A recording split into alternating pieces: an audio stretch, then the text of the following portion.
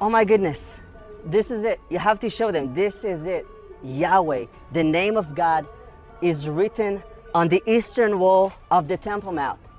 Unbelievable. We are here, it's happening. Yahweh, God's holy name, is inscribed on the Temple Mount's eastern wall. It's unbelievable. We are here. It's real. It's happening. Deep within the walls of ancient Jerusalem, where stones have stories and gates speak prophecy, something remarkable has emerged. Directly adjacent to the legendary Golden Gate on the eastern side, archaeologists, pilgrims, and even tourists just passing through have started to pay attention to something unusual, something miraculous. Inscribed upon the very ancient limestone is a design that looks not unlike the Hebrew script for Yahweh, the holy and ineffable name of God. But this is not vandalism or contemporary graffiti. It is not haphazard wear or unintelligible markings. Most who have looked tell us that the letters look ancient, indeed, maybe even created naturally over the centuries, as though the stones themselves are weeping out the name of the Lord. And maybe most astonishingly, this sacred name is appearing right next to the Golden Gate, the very entrance through which prophecy foretells the Messiah will someday return. Before we delve into the deeper significance of this finding, take a moment to subscribe to our channel. We share with you strong stories of biblical prophecy, archaeological finds, and the glory of God's truth in simple and inspiring ways. Now, let's proceed. The Golden Gate, or the Eastern Gate, is the most sacred spot in all of Jerusalem. It faces the Mount of Olives and has been closed for centuries.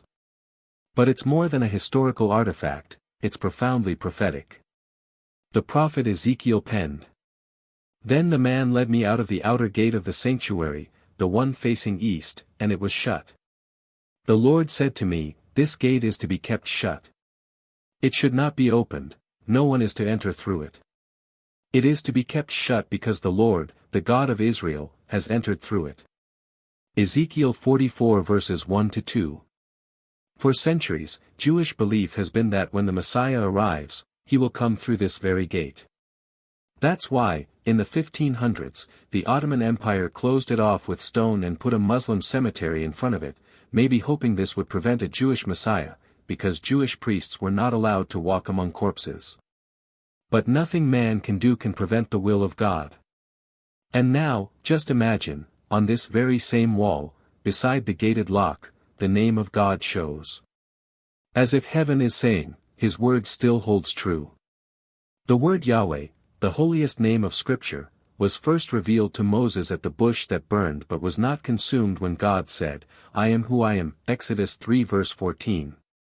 This holy name, consisting of the four Hebrew letters Yod, He, Vav, He, is so sacred that many Jews refuse even to say it. They say Adonai, meaning Lord, instead. For centuries, this title has been concealed and held in awe. So when something like it crops up inscribed into one of the world's most prophetically charged walls, it cannot be ignored. Some believe it to be a message from God. A sign. Maybe even a soft but insistent whisper to get ready. Others believe it to be hope, that God is still with us, still aware, still at work, and closer than we realize. Skeptics say the symbols are mere erosion or cracks that have developed over time. But most who see them in person are awestruck. The four Hebrew letters are distinct, intentional, and not coincidental. Tour guides are pointing it out. Devout worshippers pause to pray. Some even cry. It's as if the wall itself is testifying. And didn't Jesus say something like this would occur? When the Pharisees instructed him to quiet his disciples, Jesus responded, "I tell you, if they keep quiet, the stones will cry out." Luke 19 verse 40. Is this perhaps one of those times? A moment when even the stones of Jerusalem shout out the truth that the world has forgotten? Could the wall itself be declaring the name of the one who formed the earth, and who shall soon return? We are living in a time of global shaking. People everywhere feel the shift. Wars and rumors of war. Strange weather. Rising tension in Israel. These aren't just news stories, they're signs. In Matthew 24, Jesus warned of a time when his return would be preceded by visible events. You will hear of wars and rumors of wars. Nation will rise against nation. There will be famines and earthquakes in various places. But the one who stands firm to the end will be saved. Matthew 24 verses 6 to 7, 13. And at the heart of all of this is Jerusalem, the city of peace, which has seen so much strife. So why this time? Why would God's name suddenly show up here, on this specific wall, next to this closed gate? Some people think it's a heavenly sign. That the gates of prophecy are about to open. That the king is coming near. That although the world seems dark and uncertain, God is sitting firmly on his throne, and he's nearer than we imagine. Jerusalem has always been a platform for divine revelation, from the temple sacrifices to the crucifixion and resurrection of Jesus Christ. The appearance of the name of Yahweh close to the Golden Gate could be another divine piece of the puzzle, yet another warning to believers to remain awake, to remain faithful, to prepare the hearts. Psalm 122 verse 6 declares, "Pray for the peace of Jerusalem. May those who love you be secure." And Isaiah 62 verse 10 continues, pass through the gates. Prepare the way for the people. Build up the highway. Remove the stones.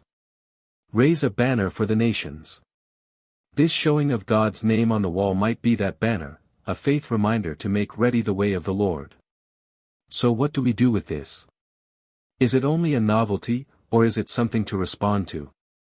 Scripture says, "Thus, you must remain on the alert, for you do not know the day your Lord is coming." Matthew 25 verse 13. This is not a season for spiritual slumber. It's a season to move closer to God, to come back to prayer, to unlock His Word, and live with eyes gazing toward eternity. The world can pursue fleeting things, but God is still speaking.